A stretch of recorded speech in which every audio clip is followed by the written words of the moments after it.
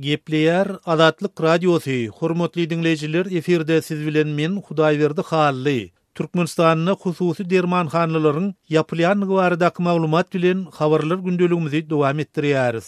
Aşgabat şäherinde we welaýatlarda hususy dermanhanalaryň birnäçesiniň ýapylyp başlanynyň barada maglumatlar bar. Aşgabatyň Howdan ýaşaýyş massivine Ankara köçesiniň ugrundaky hususy dermanhananyň ýapylanyny aýdyp Aşgabatly ýaşaýjy sonu şeýle diýär. Döwlet dermanhanalaryna garanyňda bu dermanhanada käbir dermanyň bagasy epesli arzanly. Döwlete degişli dermanhanalarda tapdyrmaýan där dermany olardan haýyş etmek mümkinni. Öýümizde de golay bolan soň biz bu dermanhananyň hyzmatyndan peýdalanýardyk. Emma olynny bir aý gowrak wagt bäri öz işini togtatdy.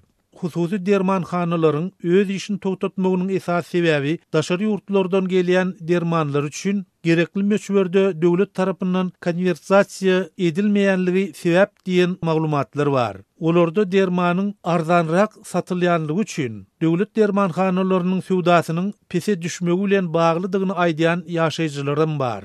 Hususy dermanhanalaryň Balkan welaýatynda da, Mar welaýatynda da birnäçesiniň ýapylanyny ol welaýatyň ýaşaýjylaryndan eşitse bolýar. Bu bolsa ýaragsyz adamlara där derman saýlamagy mümkinçilik bermeýär diýip ýaşaýjylar aýdýarlar.